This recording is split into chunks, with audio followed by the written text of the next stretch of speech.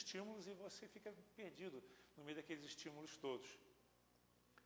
Então nós vemos que uma das maneiras de você se libertar de tudo isso é primeiro começar a desacelerar e depois começar a se autoimpor, a se autopropiciar um momento de parada, um momento de meditação. A meditação é uma reversão desse fluxo normal da vida somente para fora. É o momento que você dá uma parada e se volta para dentro. A meditação é uma ferramenta poderosíssima de autotransformação. Eu diria que yoga e transformação são ferramentas muito poderosas, né?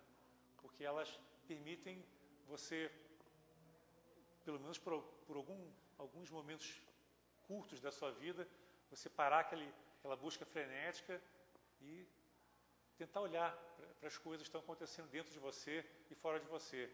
O momento da reflexão, o momento de você tentar digerir aquilo que você presenciou, aquilo que você vivenciou ao longo da sua experiência do dia a dia e digerir tudo aquilo que foi experimentado.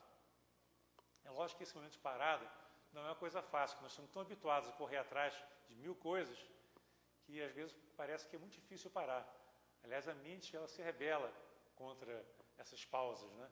Ela gera aquela sensação de inquietude quando você para, porque você não está habituado com essa parada. Nós já nos habituamos com esse ritmo de vida intenso e temos muita dificuldade em dar aquela parada. Uma das maneiras que você tem de acelerar esse processo de transformação é você tentar viver de uma forma mais alegre. Isso parece uma coisa tão simples, né? Viver de forma mais alegre, mas parece que funciona. Você vê que as pessoas que são mais de bem com a vida, em geral, são pessoas mais alegres. E as pessoas mais estressadas são pessoas que estão mais tensas, né? mais agitadas, mais preocupadas, mais indispostas. Então, aquela parada pode vir junto com uma sensação de alegria, tentar usufruir das boas coisas da vida que às vezes são esquecidas, são deixadas de lado, são deixadas em segundo plano. Na medida que você levar uma vida mais alegre, mais simples também, naturalmente a energia que está armazenada na base da sua espinha, no chakra considerado chamado Muladhara, é o chakra básico, essa energia começa a ter meios de circular dentro do seu organismo através das vias chamadas nadis, né, que são as vias energéticas. E à medida que essa energia começa a fluir, você começa a ganhar vitalidade. E a alegria serve como uma forma de você desbloquear as obstruções que estão impedindo essa circulação energética dentro do seu organismo, dentro do seu corpo vital, chamado também duplo etérico. Existe essa energia, que é uma energia chamada de Shakti, que é energia feminina, que está associada à energia da Terra também, que vem de baixo para cima. Existe uma energia que está associada ao lado masculino, que vem de cima para baixo. E a união de Shiva, Shakti, ou seja, a união da energia divina, masculina, com a energia feminina da Terra, ou seja, a união do céu com a Terra, gera uma troca muito forte de energia, que gera também uma realização.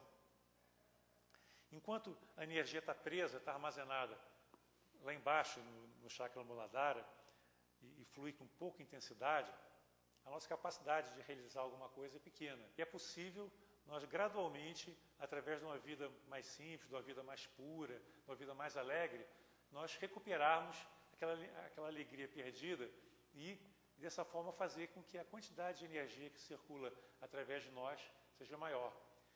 E isso é um processo que se autorrealimenta. Quanto mais energia flui, mais alegre nós vamos ficando e mais próximos nós vamos ficando dessa realização.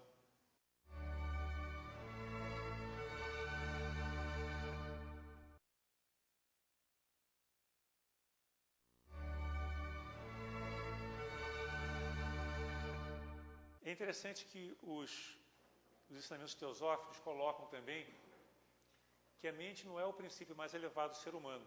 Embora ele seja muito endeusado na nossa civilização, existem mais dois princípios além da mente, que é associado a manas, né, na terminologia sânscrita, que são chamados de Buddhi e Atma. Buddhi é a consciência ou alma divina dentro de nós. E Atma é a chispa divina, o espírito, que é assim, aquilo que há de mais elevado dentro da natureza humana. E de acordo com essa tradição antiga, essa mente humana, associada a Manas, ela só funciona bem, só funciona na sua plenitude, quando ela está iluminada por Budi, por essa, vamos dizer assim, por essa consciência, por essa alma divina que habita dentro de nós. Só que enquanto essa alma espiritual dentro de nós está desconectada da nossa mente, devido ao nosso egoísmo, a nossa mente ela fica limitada, ela tem o seu poder de ação limitado. Então, na hora que a gente realiza essa conexão da nossa natureza telúrica, feminina, com a nossa natureza espiritual, masculina, divina, quando as duas energias começam a fluir uma na direção do outro, criando uma comunhão entre o divino e o material, entre o masculino e o feminino, gradualmente nós vamos nos abrindo para uma realidade maior. A intensidade de energia que flui dentro de nós faz com que gradualmente a nossa mente vá se abrindo e vá se iluminando. E esse é o estado que nós buscamos, né? Numa mente iluminada.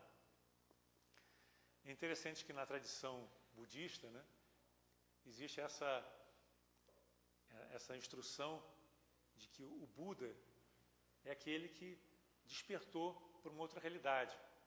A iluminação do Buda representa um momento em que a sua mente se libertou da ilusão, se libertou de uma visão limitada, fragmentada da realidade e passou a ser iluminada por Budi. Então, Budi e Atma e Manas, que é a mente, passaram a ser uma coisa só. Essa é a natureza de um ser realizado, de um ser que se iluminou. E ele já tem uma conexão contínua entre o seu veículo mental e os veículos superiores de Budi e Atma, ou seja, da mente que está conectada agora a esse princípio, essa alma espiritual e ao espírito divino.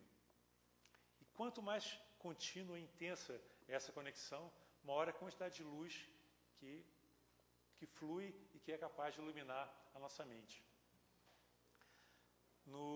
Naquele livro precioso, Bhagavad Gita, que é considerado um dos livros mais importantes dentro da tradição indiana, dentro do hinduísmo, existe aquela representação do campo de batalha de Kurukshetra, onde Krishna é o cocheiro e Arjuna é o guerreiro que está diante de uma situação de grande crise, porque está para se iniciar uma guerra dentro de uma mesma comunidade, né, do mesmo reino.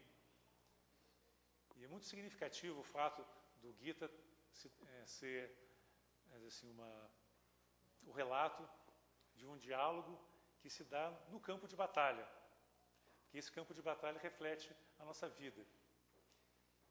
Então, o Arjuna, que é o guerreiro que no primeiro momento está em conflito, porque ele está diante de uma guerra iminente e não sabe o que fazer. Ele não sabe se ele guerreia, se ele não guerreia, ele fica numa situação totalmente perdido, porque ele não sabe o que é verdadeiro, o que é falso, ele está, assim, a sua mente não está iluminada, é uma mente que está embotada por uma visão ilusória, enganosa da realidade. E Krishna, no Bhagavad Gita, representa Budi, representa a iluminação, a consciência superior, que acaba, assim, instruindo Arjuna, que representa a mente racional, intelectual, de maneira que ele possa ver as coisas de uma forma mais clara. Então, todo o diálogo do Bhagavad Gita entre Krishna e Arjuna representa uma crescente iluminação, um aporte de luz, de sabedoria do alto para que a mente do Arjuna possa ver a realidade como ela é e se libertar da ilusão. Porque enquanto nós estamos envoltos na ilusão, nós vemos as coisas de uma forma parcial, de uma forma limitada, de uma forma errônea também. Inclusive, os indianos chamam de Maya, essa incapacidade de ver a realidade como ela é. Quando existe uma obstrução na frente dos nossos olhos, nós não conseguimos ver o que está por trás dessas nuvens, né? Você está no meio do nevoeiro, você não consegue ver quase nada, porque aquelas nuvens, aquela penumbra, está impedindo que a visão da realidade seja feita de uma forma nítida e plena.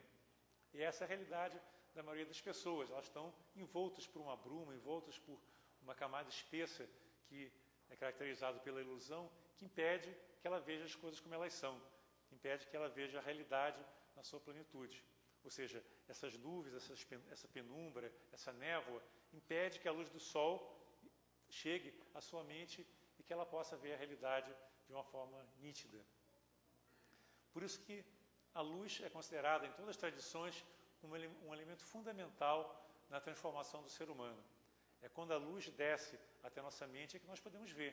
Né? Quando o quarto está escuro, quando está num ambiente sem luz, um ambiente fechado, né, totalmente obscuro, nós temos grande dificuldade de caminhar, de nos encontrarmos, né? Nós ficamos perdidos no meio da escuridão. E se nós buscamos a luz do lado de fora, essa luz pode ser enganosa, porque ela vai mostrar uma realidade que não é a realidade mais plena. Então no Gita existe uma frase que é muito bonita, que ela diz o seguinte: quando existe luz para as pessoas comuns, existe trevas para o sábio. E ao contrário, quando existe trevas exteriormente para o sábio, existe luz para ele também, porque ele depende somente da luz interna. Então o sábio é aquele que já despertou para a sua luz interna. Ele permitiu que essa luz de Buda, que essa luz espiritual, divina, chegasse à sua mente. Ou seja, ele se abriu para a luz. Porque o processo da abertura para o espiritual depende muito mais de você remover as obstruções do que você desvendar alguma coisa. A vida espiritual não é uma descoberta de um mistério desconhecido. É justamente uma vivência em que você vai remover tudo aquilo que impede a visão plena, a visão clara da realidade. Enquanto você está cheio de obstruções, você não consegue ver a realidade. E a única maneira de você conseguir vislumbrar a realidade como ela é você ir dissipando, eliminando aquilo que impede a visão plena. Ou seja, você ir se abrindo cada vez mais para aquela luz que vem do alto, aquela luz que vem de Buda, né? Que é capaz de dissipar as trevas e colocar a mente numa nova dimensão, uma dimensão de amor, uma dimensão de identidade. E esse é um outro ponto muito importante que caracteriza Buda, essa alma espiritual. A mente por si só, ela é egoísta, ela é separatista. Enquanto a mente está trabalhando somente baseada no seu intelecto, que é uma parte, assim, inferior da mente, ela não consegue ver a realidade através da comunhão. Ela vê a realidade através do contraste entre os opostos. Ela conhece a luz pela sombra, ela sempre trabalha na dualidade, conhece o masculino comparado com o feminino, o positivo com o negativo.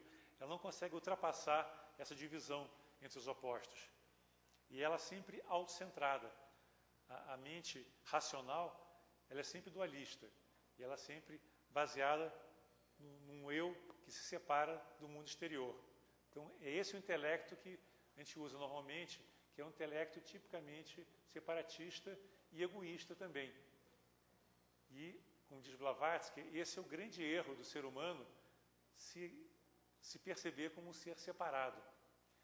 É que ela chama a grande heresia da separatividade, que é criado por uma percepção falsa, mental do universo, e a incapacidade nossa, atualmente, de ver o universo na sua plenitude, como integração de um todo maior.